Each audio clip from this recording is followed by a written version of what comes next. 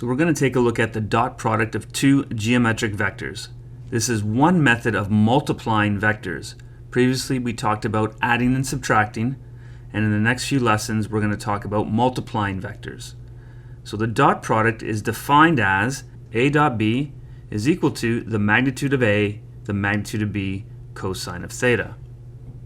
Some key things to note. A and B are any two non-zero vectors arranged tail to tail, as you can see in the diagram to the right, and theta is the smallest angle between A and B. So if we're looking for theta, we're looking for this angle right here, not this angle here. So notice when you multiply two vectors, you end up with a scalar quantity. If I take the magnitude of A, the magnitude of B, cosine theta, that's a magnitude times a ratio, which gives us a scalar quantity. And sometimes the dot product of two vectors is also called the scalar product because it produces a number. So in example 1, if I tell you that the magnitude of A is 4, the magnitude of B is 5, I want to know the dot product for each of the following angles: 60 degrees, 90 degrees, and 120 degrees. So let's start with 60 degrees. We would write A dot B, and don't forget the dot, is equal to the magnitude of A, the magnitude of B, cosine of theta, and in this example that's equal to 4 times 5 times the cosine of 60 degrees, which happens to be one of our special angles. So if we have a right triangle, that is 60 degrees here, 30 degrees here. Recall that this side would have a length of 2, a length of 1, and this would be the square root of 3. So the cosine of 60 degrees, if we focus on this angle here, that would be 1/2. So we have 20 times 1/2, so this tells us that the dot product is equal to 10. What does 10 mean? Well, we'll look at that later. Let's go to B, where we say theta is equal to 90 degrees. So we have A dot B, which is equal to 4 times 5 times the cosine of 90. And the cosine of 90, if you think of a cosine graph, there's our cosine graph. There's 90 degrees right here. That is equal to 0. So we have 20 times 0, and our dot product here is equal to 0. And this is true for any two vectors that are perpendicular to each other. Their dot product will be equal to 0. And this is very important to remember, that the dot product of two perpendicular vectors will be equal to 0.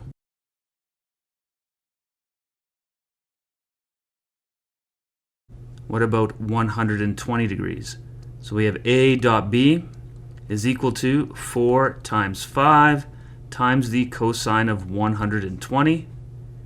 And for this example, we are dealing with a cosine ratio in quadrant 2. So there's 120 degrees. So our related acute angle is 60 degrees. And this gives us that the dot product is 20 times the negative cosine of 60 degrees. Quadrant 2, cosine is negative. And we already know from part A that the cosine of 60 is equal to 1/2, so this will give us negative 10. So what does this number actually mean? We know for 0 it means the vectors are perpendicular. The magnitude of this number really doesn't tell us much. However, the sign does. If the sign is positive, that means we're dealing with an angle in quadrant 1, or an angle that's less than 90 degrees. And if our dot product is negative, that means we're dealing with vectors that have an angle between them that is greater than 90, less than 180. So an obtuse angle. Let's look at some properties of the dot product. So we know for numbers that if I do 3 times 4, that's equal to doing 4 times 3. Is this true for the dot product? Let's prove whether or not the commutative property for the dot product between two vectors is true. So here is one proof. We're going to start with what's called a geometric proof. And then when we get to algebraic vectors, we'll look at the algebraic proof. So let's pick a side. So let's say I choose the right side, B dot A. So first thing, I'm going to use the definition of the dot product. Using the definition of the dot product, it tells us that this is the magnitude of b, the magnitude of a, cosine of theta. Next thing, what do we know about numbers? As we stated before, since b times a, so the magnitude of b, the magnitude of a, these are both numbers, we already know that that's the same thing as the magnitude of a, the magnitude of b. 3 times 4 is the same as 4 times 3. So we can say since that is true, so then we get the magnitude of a, the magnitude of b, cosine of theta, which you recall from our definition from above is equal to a dot b. And we're done. So therefore, the left side is equal to the right side. One that you don't have to prove is this one here, the distributive property at the moment. There is a geometric proof in your textbook if you want to look at it. But I do want you to prove the following two properties. And you should know all these. They'll lead into helping solving more complex problems. So the magnitudes property, I'd like you to prove that. And the associative property, I'd like you to prove that one as well. So these two, I'd like you to prove. So let's go to example 2, and we're going to show how to combine these properties from above. So we're told that two vectors, a plus 3b and 4a minus b, are perpendicular. Important thing, we just talked about this. And we know that the magnitude of a is equal to the magnitude of 2b. Determine the angle between vectors a and b. So let's start with the perpendicular. We talked about it above. If you have two vectors that are perpendicular, their dot product is 0. So we're going to start with that. So we have a plus 3b. That vector dotted with 4a minus b. Since they are perpendicular, their dot product is equal to 0. So that's the big step we need to start with.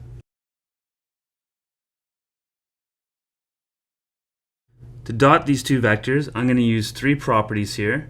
I'm going to use the distributive property. That's what the arrows are indicating. I'm going to use the associative property. That'll be bringing the numbers to the front of each of the dots, of each of the multiplication steps. And I'm going to use the commutative property. So if I have a dot b or b dot a, I'm going to switch them. All right, so let's start with the first arrow. I get a dot 4a. The next one's going to be plus a dot negative b, then plus 3b dot 4a, and finally plus 3b dot negative b equals 0. So here I just used our distributive property.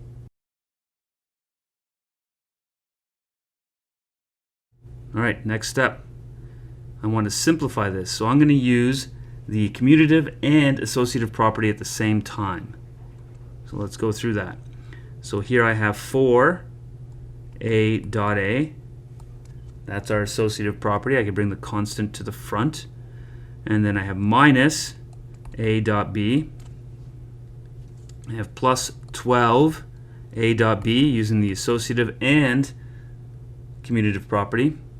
And then finally I have minus 3b dot b, and that all equals 0.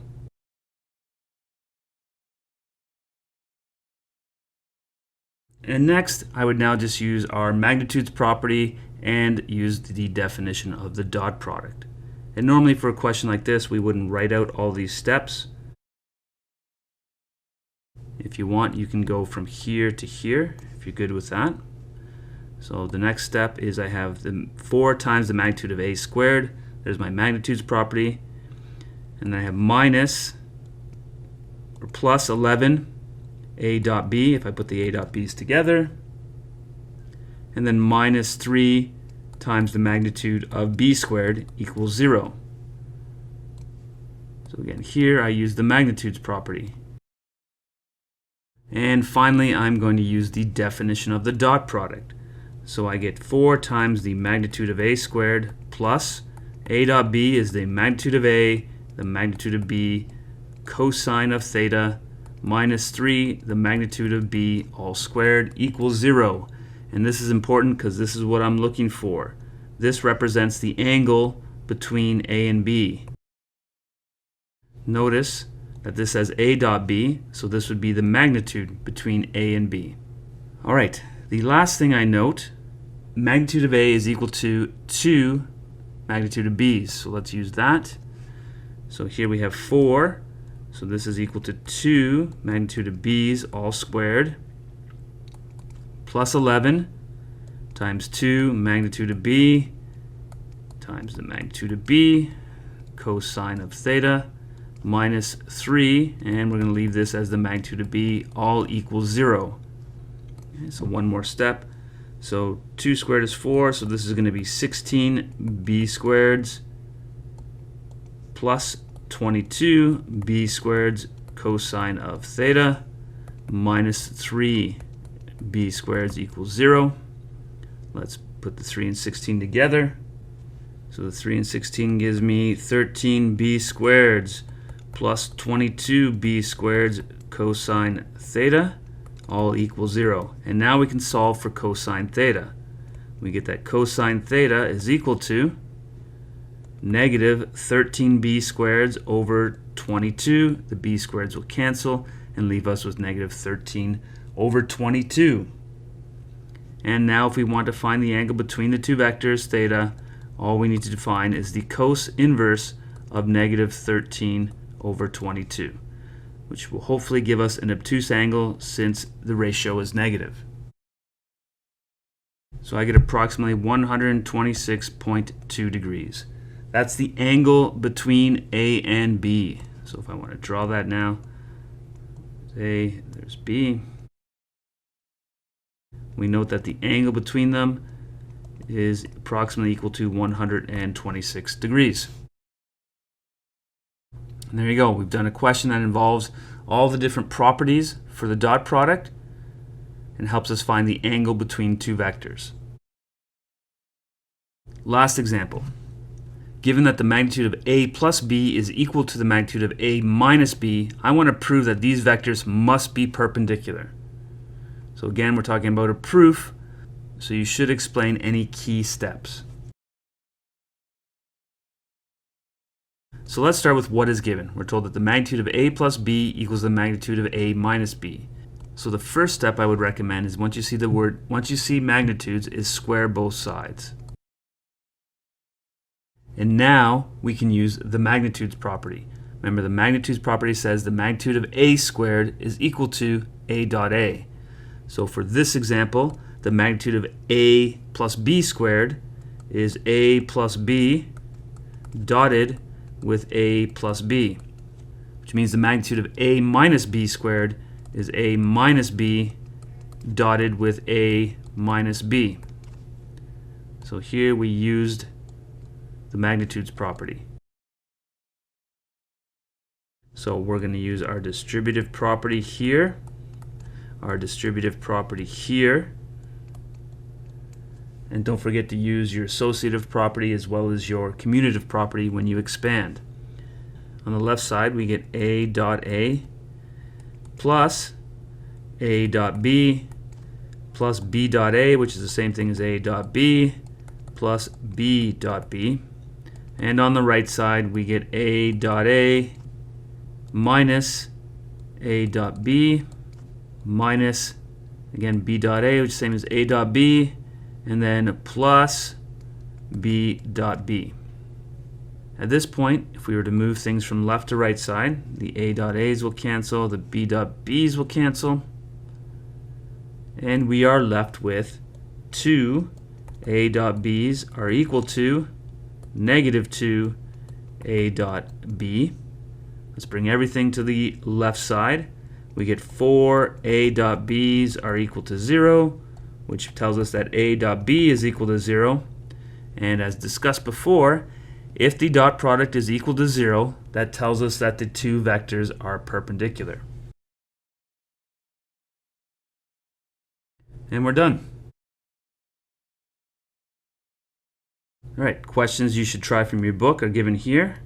But again, I'd like you to prove the following two properties: the magnitudes property and the associative property.